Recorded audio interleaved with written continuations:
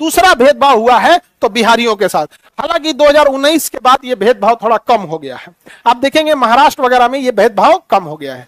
उसके बहुत सारे कारण हैं यहाँ पे, बहुत सारे। यहाँ पे आप लोगों ने एक नाम सुना होगा प्रशांत किशोर, तो उसमें बड़ा योगदान रहा उनका, जन स्वराज वाला प्रशांत को।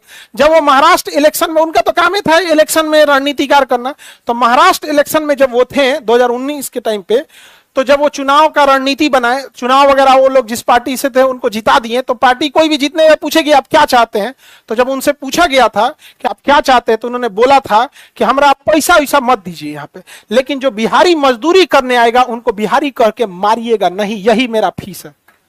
अभी देखिएगा इसके बाद ये बहुत चीज कम हो गया, हुआ है कि नहीं हुआ यहाँ पे। तो किसी का अगर अच्छा योगदान है तो उसकी सराहना भी करनी चाहिए, वरना लोग अच्छा काम करना छोड़ देंगे। हालांकि आप लोग में से बहुत सारे लोग होंगे जिनको ये बात पता नहीं होगी। आप शिक्षा में देखिए 3 स्टेप में आपको लाभ होता है। जब आपकी पहली पीढ़ी पढ़ती है तो केवल और केवल आपके परिवार को फायदा होता है। आपको अगर आप अपने पहली पीढ़ी में नौकरी लेने वाले हैं ना, तो केवल आपके परिवार को फायदा होगा, नौकरी मिलेगी टाइम से, सैलरी मिल जाएगा, खाना पीना अच्छा हो जाएगा, घर द्वार अच्छा हो जाएगा।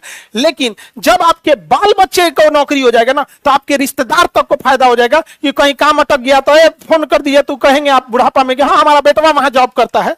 तो दूसरी पीढ़ी जब पढ़ती है तो लाभ किसको होने लगता है?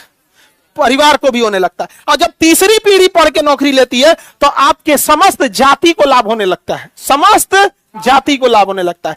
एससी एसटी की अभी मुश्किल से पहली या दूसरी पीढ़ी पढ़ी है, इसलिए जब उनको समस्या आता है तो उनको सुनने वाला कोई नहीं मिलता है। लेकिन अगर अपर कास्ट को देखिएगा तो उनकी 8वीं 10वीं पीढ़ी पढ़ रही है, इसलिए अगर उनको कलकत्ता हाईकोर्ट में कोई दिक्कत होगा तो कहेंगे कि कोई है वहां पे, हमारे बाबू के केस में कहीं रहने होने का एक दिन का व्यवस्था कर दीजिएगा। तो बनारस में तो कभी सीए में, कभी वकील में, कभी डॉक्टर में, इंजीनियर में, हर जगह उनका कोई ना कोई क्या मिल जाएगा, रिलेटिव मिल जाएगा। अब अगर वही जो अभी अभी पढ़ना चालू किया जुमा 8 दिन, तो एगो अपने हैं, अगल बगल में देखेंगे तो कोई नहीं है, शांति से बैठ जाओ।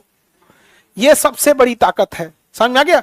किसी भी देखिएगा जो लोग बहुत समय से पढ़ाई कर रहे हैं उनका पूरा रिलेटिव में घूमेगा, नहीं समझ में आ गया। अब आप ही बताओ, आपका सिलेक्शन हो जाएगा तो आपके रिश्तेदार में अगर किसी को कोई तकलीफ होगा तो आप खड़े रहेंगे कि नहीं, होगा कि नहीं। तो अभी एससी एसटी तो सुधरा भी, मुसलमान लोग के साथ और दिक्कत है।